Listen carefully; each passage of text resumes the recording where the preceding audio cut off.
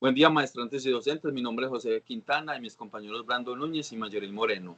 A continuación realizaremos la presentación de una línea de tiempo organizada por décadas, a través de la cual se busca comprender la evolución de las políticas educativas inclusivas con una mirada crítica y situada, analizando los principales hitos políticos, legislativos y conceptuales.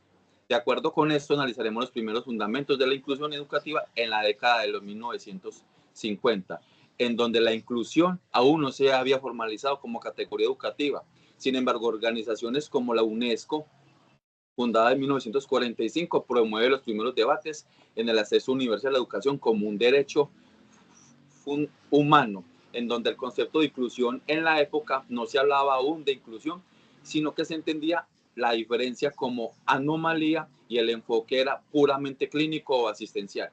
Desde una ancla histórica, la creación de la UNESCO en 1945 y su declaración sobre el derecho universal a la educación. Y desde una ancla histórica general se firma la Declaración Universal de los Derechos Humanos en 1948, que reconoce el derecho de toda persona a la educación, artículo 26.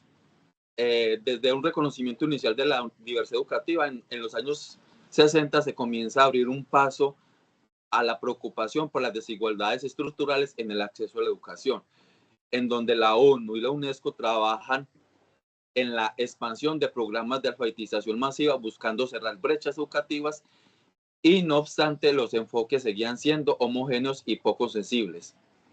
Desde un ancla, desde un concepto de inclusión en la época se asociaba a educación especial centrada en el déficit, sin un enfoque de derechos ni de transformación institucional.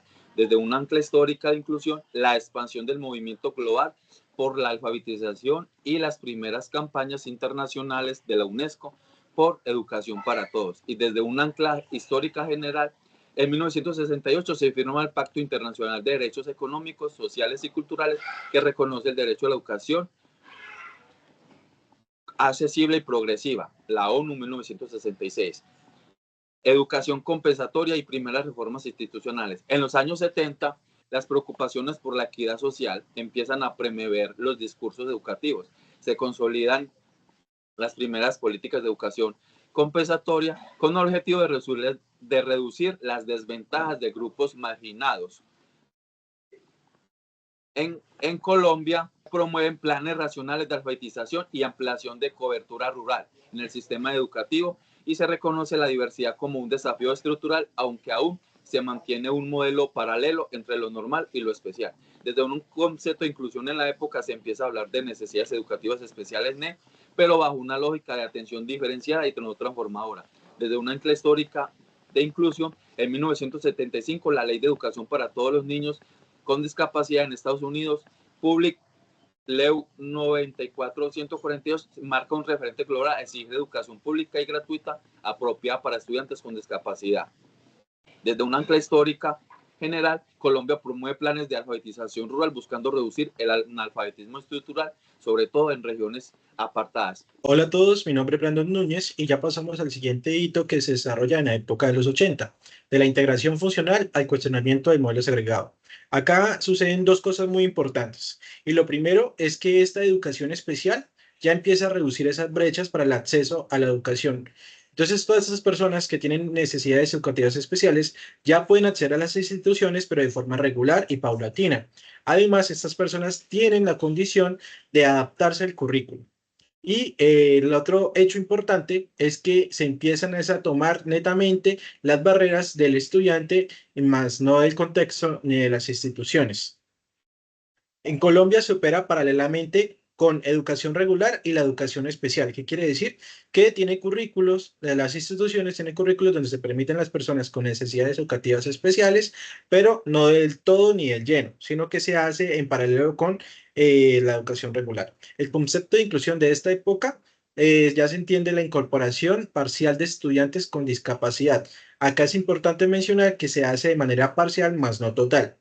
El ancla histórica de inclusión que queda en esta época es que la creciente influencia de los informes de la UNESCO y los preparativos de la Conferencia Mundial sobre Educación para Todos, que promueven la revisión crítica de los modelos segregadores. Y el ancla histórica general es que en 1985 en Colombia se crean los institutos INSI y el INSOR el primero para ciegos y el segundo para sordos, porque se empiezan a tener en cuenta todas estas personas que están excluidas, no solamente por déficit cognitivo, sino que también sensorial. Pasamos al siguiente hito y época que ya se desarrolla en los 90. Acá también hay dos partes importantes para hablar. La primera de ellas es la Declaración de Salamanca, que fue impulsada por la UNESCO, donde se establecen que las escuelas deben acoger a los niños y niñas independientemente de cuáles sean sus necesidades o condiciones, ya sean personales, sociales o culturales. Es decir, se empieza a ampliar un poco más esta zona de cobertura para las personas de inclusión. Por otro lado, también se empieza a ver este concepto como parte de justicia y equidad, no solamente pedagógico, sino que también hace parte de la sociedad, del sistema educativo, es de interés de todo el gobierno y de todos los entes partícipes de una sociedad y comunidad. También en Colombia se aprueba en 1994 la Ley General de Educación, Ley 115, donde se establece la atención educativa de las personas con limitaciones o capacidades excepcionales. El concepto de inclusión de la época es que surge formalmente la educación inclusiva como derecho y principio pedagógico. El ancla histórica de la inclusión es la Declaración de Salamanca en el 94 y su marco de acción. Y el ancla histórica general es la promulgación de la Ley 115 del 94 de Colombia, donde establece como obligatoria la atención a estudiantes con necesidades educativas especiales. Buenas tardes, mi nombre es Mayerly Moreno Mosquera. Siguiendo en el orden cronológico, nos encontramos en la década de los 2000. En esta encontramos la consolidación de los enfoques de derecho en la educación inclusiva. En los primeros años del siglo XXI, encontramos como primero la inclusión como un derecho exigible. En esta primera parte encontramos que en 2006 la Convención sobre los Derechos de las Personas con Discapacidad de la ONU establece que los estados deben garantizar un sistema educativo inclusivo para todos, para todos.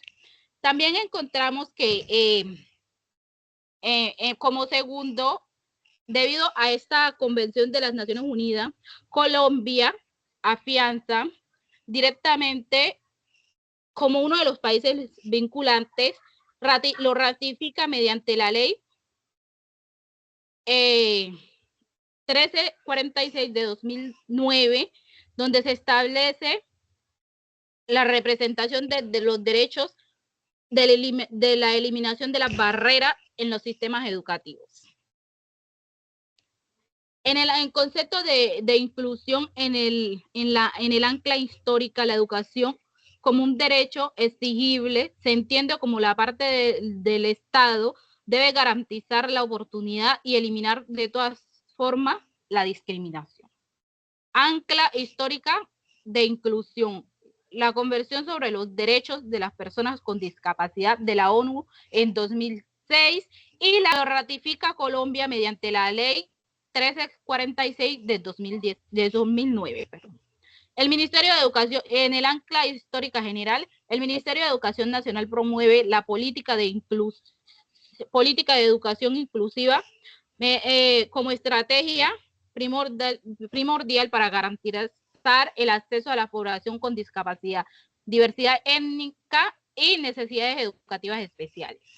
Como por último, finalizando en esta línea de tiempo, encontramos a la reglamentación de los hechos de los derechos de la educación inclusiva en Colombia. En esta hablamos de entre los años 2010 y 2020. Colombia avanza de manera significativa en la consolidación del marco normativo de la educación inclusiva. Esto como el primer hito importante es la expedición del decreto 1421 del 2017, el cual reglamenta de manera específica la atención educativa a la población con discapacidad en la educación inclusiva.